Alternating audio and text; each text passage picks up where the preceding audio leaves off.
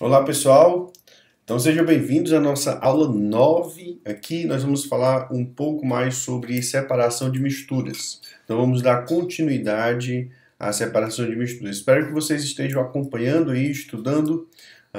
Nós temos já 2 semanas aí sem ter uma atividade, então nós vamos ter uma atividadezinha agora para essa aula 9. Então, sem mais delongas, vamos então ao nosso conteúdo de hoje. Nós já falamos sobre filtração, já falamos sobre decantação, já falamos sobre a destilação. Nós vamos começar hoje falando sobre a cristalização. No Nordeste, nós vamos ver muitos lugares onde há esse processo de cristalização. Principalmente ali no Rio Grande do Norte. Não sei quantos de vocês já viajaram ali para o Rio Grande do Norte. No Rio Grande do Norte, que eu sei aqui no Brasil, tem muitas zonas de cristalização. Esse é um processo físico que serve para separar e purificar os sólidos, né? Por exemplo, a água do mar ela contém vários sais. Então, quando a maré enche, eles deixam ou reservam essa água em alguns reservatórios ao céu aberto. E aí, com a utilização do próprio sol, a água evapora e ficam os cristais de sal. Por isso o nome do processo é cristalização, né? Porque quando a água evapora, fica ali os cristais de sal. Daí chegam caminhões e vários caminhões ali, e as pessoas colocam esses cristais de sal dentro do caminhão e levam para as indústrias, para as refinarias de sal, para adicionar iodo, separar os tipos de sal, sal grosso, sal mais fino e etc. Tá? Então, esse é um processo de separação comum. Também poderia ser um processo de evaporação, porque a água evapora, né, e fica o sólido. E aí, nesse caso, nós queremos, nesse processo de separação, o principal componente que nós queremos é o sólido. No caso aí, o sal, cloreto de sódio, que é o sal comum. Então, aqui é uma foto na salina da Ilha Cristina, né, na Espanha, certo? O próximo processo, ou melhor, os outros processos são desdobramentos de misturas, né? Então, dependendo das propriedades específicas, lembra que propriedades específicas quais são? Ponto de fusão, ponto de ebulição, densidade, são as propriedades específicas da matéria. Então, dependendo das propriedades específicas das substâncias que estão misturadas, podemos lançar a mão de alguns outros processos químicos, tais como a sublimação, que é a passagem do sólido direto para o gasoso ou do gasoso direto para o sólido, a dissolução fracionada, né, que é diluir, né, e depois da diluição tem um outro processo, que é a filtração e etc., e a extração e a separação magnética. Nós vamos ver esses casos aqui juntos. Então, primeiro aqui nós temos a sublimação. Então, o que vai ser esse processo de separação de mistura por sublimação? Então, ele é aplicável quando apenas um dos componentes da mistura é sublimável, ou seja, passa do sólido para o líquido, do sólido para o gasoso ou do gasoso para o sólido. Então, aqui é como nós purificamos o iodo. Então, olha só, nós temos um becker, nós temos aqui um bico de Bunsen e aqui uma tela de amianto. E aí dentro do becker você tem, e aqui acima do becker você tem uma cápsula com água para resfriamento, né? Então, você tem o becker e aí está aquecendo o iodo, né, e as impurezas. O iodo está cheio de impurezas, ele quer retirar as impurezas, então o que ele vai fazer? Ele vai fornecer calor. Quando ele fornecer calor, o iodo ele vai passar para o estado gasoso. E aí ele vai se direcionar aqui para essa região onde tem essa cápsula com água. Então, como a água está aqui, ele vai resfriar esse gás e esse gás vai voltar ao estado sólido novamente. Só que ele vai ficar aqui nessa região, grudado a essa cápsula. E aí embaixo você vai ficar com as impurezas. Então você tem como retirar as impurezas do iodo, né, por meio desse processo de aquecimento, que ocorre, só dá certo porque o iodo ele tem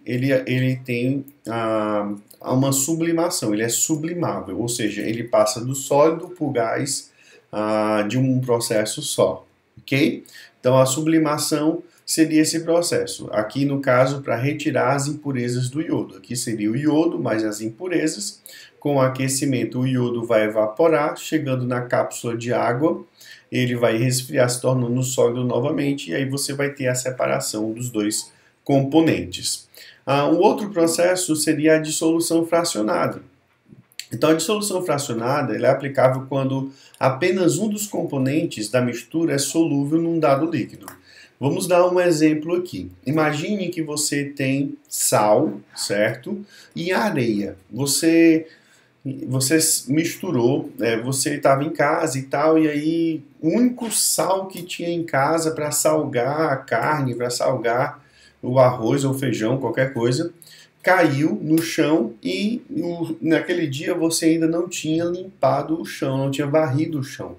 E aí aquele sal caiu na areia, né, que estava uns 1 metro de areia já dentro da sua casa, de tantos dias que você não varria, e aí você teve um problema, porque agora não tem mais o sal e o sal está misturado com a areia e fica muito difícil. Imagine só você pegando um cristal de sal por vez para separar da areia.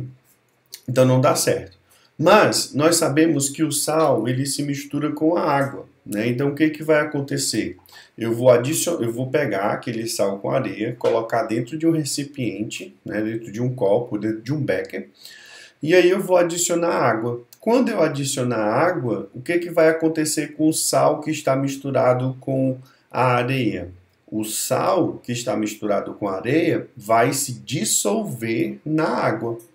Então agora você vai ter dentro daquele recipiente água e sal misturado, o sal diluído na água, e a areia no fundo do recipiente. Como é que eu separo isso? Por meio de um filtro. Aí eu vou filtrar. Eu filtro ali, aí vai passar no filtro.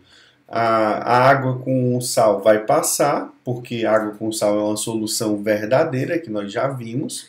Ela não consegue ser filtrada, a água com sal. O sal continuará na água e a areia vai ficar no filtro. Daí é só nós evaporarmos a água e o sal vai estar sozinho. Então é um processo bem simples, nós chamamos de dissolução fracionada. Se você não entendeu o que é dissolução fracionada, depois da aula, veja de novo esse trecho e se você ainda não entendeu, pega um livro, dá uma lida. Se você não entendeu, pega um vídeo no YouTube e dá uma olhada no que seria a dissolução fracionada. Mas basicamente é quando você tem uma mistura onde um dos componentes é solúvel num determinado líquido. No exemplo que nós demos foi sal e areia, onde sal é solúvel na água e a areia não.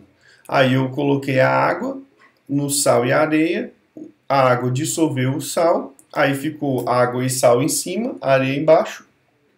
Eu filtrei, com a filtração ficou água e sal num copo e areia no outro, e essa água com sal que ficou no primeiro copo, eu evaporei a água e ficou somente o sal. A extração é, em geral, um processo que se utiliza de um líquido que consegue retirar um componente de uma mistura. Por exemplo, a água de bromo, né? A água contém pequenas quantidades de bromo em solução, agitando-se a água de bromo com clorofórmio e deixando-se o conjunto em repouso, formam-se duas camadas. Olha, observe, ó, fica a água, o bromo e o clorofórmio. A inferior contém bromo dissolvido em clorofórmio e a superior contém água praticamente sem bromo. Dizemos, então, que esse clorofórmio extraiu o bromo da água, né? Então, é quando um líquido consegue retirar outro componente da mistura, de uma mistura. No caso aqui, tinha água de bromo, aí foi adicionado o clorofórmio, agitou-se, e aí no final observou-se que o clorofórmio tirou o bromo da água. Então esse aí é uma extração. Separação magnética. A separação magnética também é chamada de imantação. Memorize esse nome aí, ó. Imantação. Também é o nome que nós damos para separação magnética. Nada mais é do que uma mistura onde um dos componentes da mistura possui uma atração magnética, ele possui partículas de ferro, possui algo que seja magnético. Basicamente é isso, né? Então, por exemplo, se você tiver raspas de madeira misturadas com raspas de ferro, você passa um ímã ali e aí o ímã consegue retirar tudo aquilo que é ferro, né? É o processo de separação magnética ou imantação, tá certo? Então, sempre lembrar dos termos, né, os sinônimos, para que você não possa errar ali quando precisar. Vamos aprender aqui um pouco mais sobre as vidrarias ou os materiais de laboratório. Então, nesse primeiro aqui, nós temos o bico de Bunsen. O bico de Bunsen é nada menos do que uma boca de fogão, vamos dizer assim. Então, aqui ao lado você tem a abertura do ar. Esse ar vai facilitar a queima do gás, né? É para facilitar, aumentar a queima do gás. Aqui você vai ter uma mangueira que vai estar ligada a um gás, né? Um botijão de gás, por exemplo, uma estação de gás. E na hora que eu abrir ali, então, esse gás vai passar para cá e eu vou acender com um fósforo ou com um isqueiro. E aqui você vai ter um fogo controlável, né? A chama pode ser mais forte ou mais fraca, né? Então, quando a janela está fechada, a entrada de ar é mínima e a chama do gás torna-se amarelada. Quando a janela está aberta, nessa janelazinha aqui de ar, a chama torna-se azulada, pois a combustão do gás é mais completa e atinge a temperatura máxima, cerca de 1.100 graus Celsius. Certo? Então você consegue saber qual é a temperatura que nós vamos ter aqui. No caso, 1.100 graus Celsius se a janelinha aqui estiver toda aberta. Aí você tem uma tela de aquecimento. Essa tela de aquecimento ela é feita com fios de ferro e tem também aqui uma placa de amianto também, geralmente. E aqui serve para aquecer. Você vai botar um becker, um becker, né, ou outros materiais aqui em cima para poder aquecer. O bico de Bunsen vai exatamente aqui embaixo. E esse tripé de ferro, ele serve como apoio da tela de amianto, né, e para equipamentos que vão ser colocados sobre ela. Então, basicamente, é um suporte, tanto esse aqui como esse outro aqui, esses suportes e garras e argolas de ferro, né? Você tem um suporte, geralmente você bota aqui um funil de condensado, um funil de destilação, você pode colocar aqui também um tubo, um becker, pode ser colocado nesse tubo de ensaio, porque como muitas vezes você está mexendo com calor, com fogo, você não pode ficar segurando a tua vidraria, porque isso pode te queimar. Tá? Então serve para montagem e sustentação de aparelhos do laboratório. Então basicamente bico de Bunsen, a tela de aquecimento e tripé de ferro e suportes com garras e argolas de ferro. Indo mais para a vidraria, né? Então você tem aqui ó, o tubo de ensaio, bem conhecido, né? É usado para testar reações com pequenas quantidades de reagente. Vidro de relógio, ele é usado para pesar pequenas quantidades de substâncias, para evaporar pequenas quantidades de soluções e para cobrir beckers e outros recipientes. Você tem aqui, ó, olha o nome do filho de vocês, ó, Erlenmeyer, né, usado para preparar e guardar soluções. Balão de fundo chato, usado para aquecer e preparar soluções e realizar reações com desprendimento de gás. Você tem o balão de fundo redondo, de uso semelhante ao anterior, mas apropriado aos processos de destilação. Proveta, né, é isso aqui, ou cilindro graduado. Além disso, você tem o balão volumétrico, que ele tem, como você pode preparar volumes de soluções com maior precisão, é das vidrarias mais precisas em relação a volume. Pipeta graduada, que serve para medir e transferir volumes, né? Você não vai pegar com outro copinho, você vai usar uma pipeta, é uma espécie de um canudinho, né? Você tem uma pipeta volumétrica para medir e transferir um volume fixo, né, de um líquido. Você tem a bureta, né, que vai servir para medir volumes de líquidos ou soluções para escoamento. E você tem aqui também uma trompa de vácuo. Sua forma visa aproveitar uma corrente de água para arrastar o ar por meio de uma abertura lateral e é empregada para filtrações a vácuo, né? Então, essas são algumas vidrarias que nós temos. Existem outras, né? Quando voltarmos aí da pandemia, vamos poder visitar o laboratório e ver todas elas. Alguns utensílios de porcelana, né? Nós temos aqui o cadinho de porcelana, ele é usado para aquecimento e fusão de sólidos a altas temperaturas. Você tem o triângulo de porcelana, ele serve como um suporte de cadinho quando aquecidos diretamente na chama de fogo. A cápsula de porcelana, usada para concentrar e secar soluções. O almofariz, né, e pistilo, usados para trituração de sólidos. Então, esses são alguns instrumentos, algumas vidrarias de laboratório que são importantes, né, quando nós estamos trabalhando dentro de um laboratório.